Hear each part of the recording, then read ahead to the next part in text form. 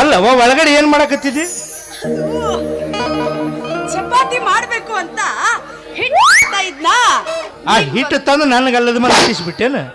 ಮಾಡ್ತೀಯೋ ಏನೋ ಬಾಳ ದಿವಸದ ಮೇಲೆ ಮನೆಗೆ ಬಂದಿದ್ದೀಯಾ. ಅಯ್ಯಯ್ಯಯ್ಯೋ ಎಲ್ಲ ಒಗದ್ ಹಾಕ್ತೀನಿ ತಗೋ. ಹೆಂಗ್ ಮಾಡ್ತಾನೆ ನೋಡಂಗೆ. ಹೋಗ್ಲಿ ಬಿಡಮ್ಮ. ಚೆನ್ನಾಗಿದೀಯಾ? ನಾನ್ ಚೆನ್ನಾಗಿದ್ದೀನಪ್ಪ, ನೀ ಚೆನ್ನಾಗಿದೀಯಾ? ನಾನು ಚೆನ್ನಾಗಿದ್ದೀನಿ. ಅಣ್ಣ ಇಲ್ಲಿ ಕಾಣ್ತಾನೆ ಇಲ್ಲ. ಅದು ಅವ್ರು ಇಲ್ಲಿವರೆಗೂ ನಿನ್ ದಾರಿ ಕಾದು ಕಾದು ಈಗ ತಾನೇ ಹೊಲದ ಹತ್ರ ಹೋದ್ರು. ಅಂದ್ರೆ ಈ ದರಿದ್ರ ಅವತ್ತು ಮನೆಗೆ ಬರ್ತಾನೆ ಮತ್ತು ಶಿಕ್ಷಣಕ್ಕೋಸ್ಕರ ಹಣ ಕೇಳ್ತಾನೆ ಅಂತ ಹೋಗಿರ್ಬೋದಲ್ವಾ?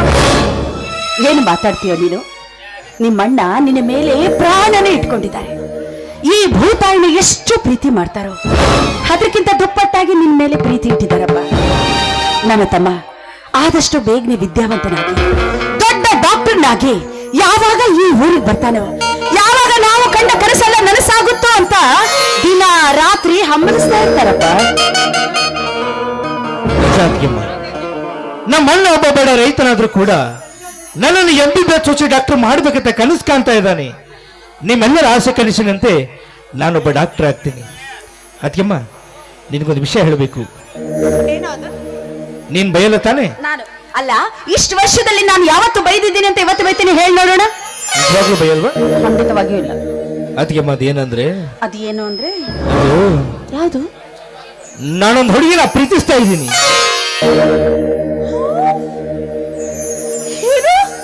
ನೀನು ಪ್ರೀತಿನ? ಅಯ್ಯಯ್ಯೋ, ಅಲ್ವೋ ನಿನ್ನೆ ಮೊನ್ನೆ ತನ ನನ್ನ ಮುಂದೆ ಪುಟ್ಟದಾಗಿ ಓಡಾಡ್ತಾ ಇದ್ದ ಮಗು ಕಣೋ. ಹಾಗೆ ಪ್ರೀತಿ ಮಾಡುವಷ್ಟು ಬೆಳೆದು ದೊಡ್ಡವರಾಗ್ಬಿಟ್ಟಿದ್ಯಾ? ಹೌದು, ನೀನು ಪ್ರೀತಿಸ್ತಾ ಇರೋ ಹುಡುಗಿ ಯಾರಂತ ಹೇಳಲೇ ಇಲ್ಲ? ಇದೇ ಊರಿನ ಆಗರ್ಭ ಶ್ರೀಮಂತ ಶ್ರೀಕಾಂತ್ ಗೌಡ್ರ ತಂಗಿ ಶಿಲ್ಪ ಅಂತ.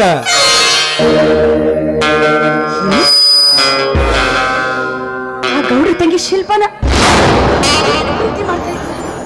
ಯಾಕತ್ಗಮ್ಮ?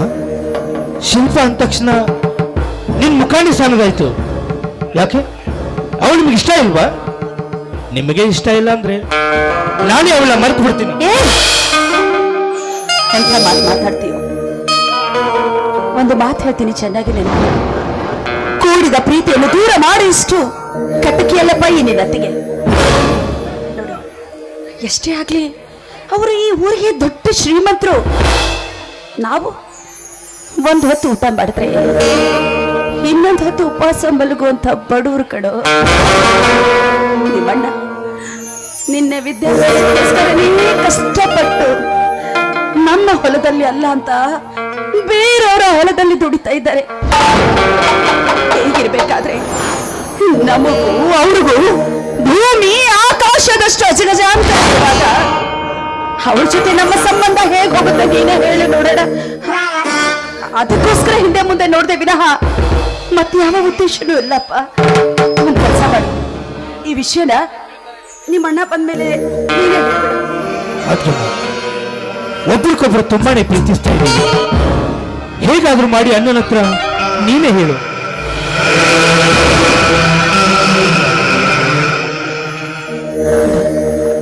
ಬಿಡಿಸಲಾರದ ಸಮಸ್ಯೆಲ್ಲ ಸಿಲುಕಿಸ್ಬಿಟ್ಟಿಯಲ್ವೋ? ನಿಮ್ಮಣ್ಣ ಬರ್ಲಿ, ಯಾವುದಕ್ಕೂ ಒಂದು ಮಾತು ಮಾತಾಡ್ತೀನಿ. ಅವ್ರು ಹೇಗೆ ಹೇಳ್ತಾರೋ ಹಾಗೆ. ಆಯ್ತಮ್ಮ, ಈ ಶರ್ಟ್ ಒಳಗಡೆ ಇಡು, ನಾನು ನಾನೇ ನೋಡ್ಕೊಂಡು ಬರ್ತೀನಿ.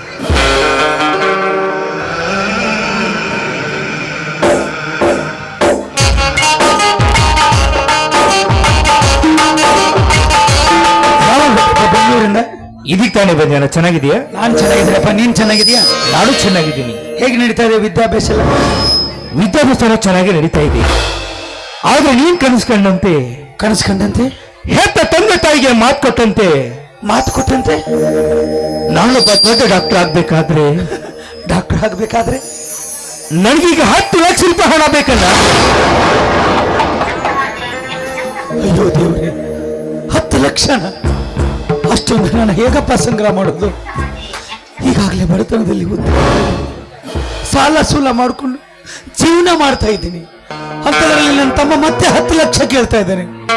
ಒಂದು ವೇಳೆ 10 ಲಕ್ಷ ಹಣ ಇಲ್ಲ ಅಂದ್ರೆ ನನ್ನ ತಮ್ಮ ಓದನ್ನು ನಿಲ್ಲಿಸಿಬಿಡ್ತಾನೆ. ಅವನು ಓದನ್ನು ನಿಲ್ಲಿಸಿದ್ರೆ ನನ್ನ ತಮ್ಮ ಡಾಕ್ಟರ್ ಆಗ್ಬೇಕಾದ ಕನಸು ಹಾಗಾಗಬಾರ್ದು. ನನಗೆ ಎಷ್ಟೇ ಕಷ್ಟ ಆದರೂ ನನ್ನ ತಮ್ಮ ಓದಲೇಬೇಕು, ನನ್ನ ತಮ್ಮ ಈ ಊರಿಗೆ ಡಾಕ್ಟರ್ ಆಗಿ ಬರಲೇಬೇಕು. ನೋಡಪ್ಪ, 10 ಲಕ್ಷ ತಾನೆ, 10 ಲಕ್ಷ ಹಣನ ನಾನು ವ್ಯವಸ್ಥೆ ಮಾಡ್ತೀನಿ. ಆದ್ರೆ ಯಾವುದೇ ಕಾರಣಕ್ಕೂ ನೀನು ಓದನ್ನು ನಿಲ್ಲಿಸುವ.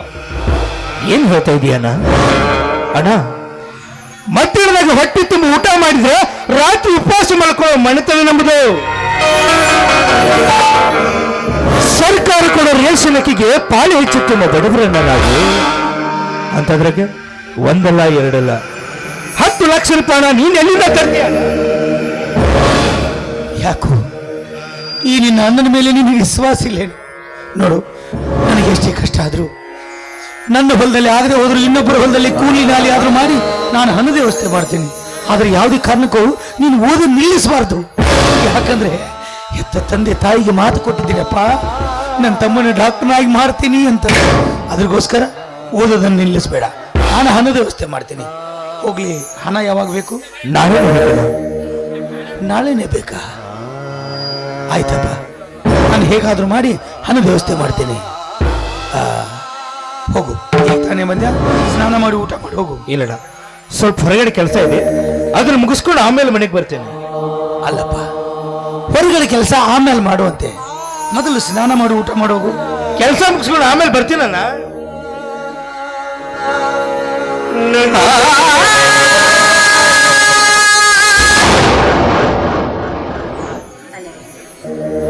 ತುಂಬಾ ದಿನಗಳಾದ್ಮೇಲೆ ತಮ್ಮ ಮೈನಿಗೆ ಬಂದಿದ್ದಾನೆ ಅಂತ ಸಂತೋಷ ಪಡೋದನ್ನ ಬಿಟ್ಟು ಏನೋ ವಿಚಾರ ಮಾಡ್ತಾ ಇರೋ ಕಾಣಿಸ್ತಾ ಇದೆ. ಏನಿಲ್ಲ ಸಾವಿತ್ರಿ, ಅದು ನನ್ನ ತಮ್ಮನ ವಿದ್ಯಾಭ್ಯಾಸಕ್ಕೋಸ್ಕರ ಮತ್ತೆ 10 ಲಕ್ಷ ಹಣ ಬೇಕಂತ.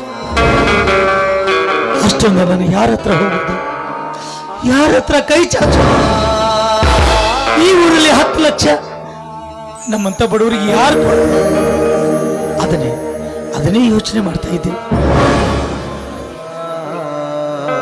ಈಗಾಗ್ಲೇ ನಿಮ್ಮ ತಮ್ಮನ ವಿದ್ಯಾಭ್ಯಾಸಕ್ಕೋಸ್ಕರ ಮೈ ತುಂಬಾ ಸಾಲ ಮಾಡ್ಕೊಂಡಿದ್ದೀರಾ. ಸಾಲದು ಅಂತ ಹೊಲ ಬೇರೆ ಇನ್ನೊಬ್ರ ಹತ್ರ ಆಡ್ಬಿಟ್ಟಿದ್ದೀರಾ. ಈಗ ನಮಗುಳಿದಿರೋದು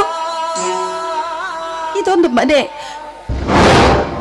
ಮತ್ತೆ ನೀವು ಬೇರೆಯವ್ರ ಹತ್ರ ಸಾಲ ಮಾಡೋದನ್ನ ನೋಡೋ ಶಕ್ತಿ ನನ್ಗ ಇಲ್ಲಿಲ್ಲ, ನೋಡೋ ಶಕ್ತಿ ನನ್ನಲ್ಲಿಲ್ಲ.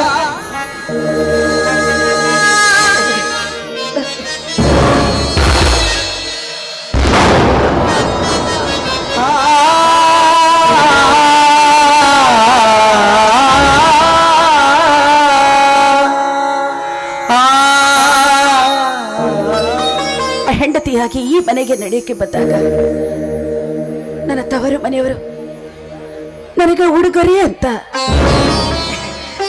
2 ಎಕರೆ ಜಮೀನು ಬರ್ತಾರೆ. ಆ ಆಸ್ತಿ ಪತ್ರ ಎಲ್ಲ ಇದರಲ್ಲಿದೆ.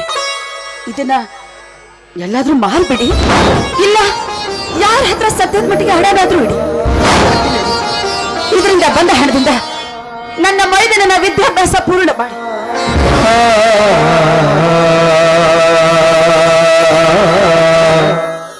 ಮೆಚ್ಚಿದೆ ಸಾವಿತ್ರಿ, ಮೆಚ್ಚಿದೆ.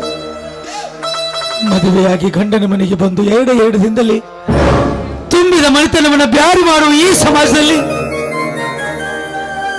ನನ್ನ ತಮ್ಮನ ವಿದ್ಯಾಭ್ಯಾಸಕ್ಕೋಸ್ಕರ ನಿನ್ನ ಪ್ರೀತಿಯಿಂದ ಕೊಟ್ಟ ಉಡುಗೊರೆಯನ್ನ ಮಾಡು ಅಂತ ಹೇಳಿದೆಯಲ್ಲ. ನೀ ನನ್ನ ಮನೆಗೆ ನನ್ನ ಮಡದಿಯಾಗಿ ಬರಲಿಲ್ಲ ಸಾವಿತ್ರಿ, ನೀನು ನನ್ನ ಪಾಲಿನ ದೇವತೆ.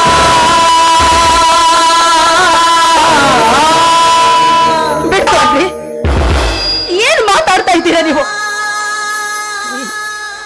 ನಿಮ್ಮ ತಮ್ಮನ್ನ ನಾನು ಯಾವಾಗ್ಲೂ ನನ್ನ ಮೈದನ ಹಾಗೆ ಕಂಡಿಲ್ಲ ರೀ. ನನ್ನ ಹೊಟ್ಟೆಯಲ್ಲಿ ಹುಟ್ಟಿದ ಮಗನ ತರ ಜೋಪಾನ ಮಾಡಿದ್ದೀನಿ. ಅತ್ತೆ ನಮ್ಮನ್ನೆಲ್ಲ ಬಿಟ್ಟು ಹೋಗುವಾಗ ನನ್ನ ಮೈದನ ಇನ್ನು ಸಣ್ಣ ಕೂಸು, ಅದನ್ನ ನನ್ನ ಉಡಿಯಲ್ಲಿ ಹಾಕಿ, ನೋಡು ಸಾವಿತ್ರಿ, ಹಿಂದಿನಿಂದ ಇವನು ನನ್ನ ಮಗ ಅಲ್ಲಮ್ಮ, ನಿನ್ನ ಮಗನ ತರ ಜೋಪಾನ ಮಾಡಬೇಕು ಅಂತ ಅತ್ತಿಗೆ ನನ್ನ ಹತ್ರ ಭಾಷೆ ತಗೊಂಡಿದ್ಲು. ಹೇಗಿರ್ಬೇಕಾದ್ರೆ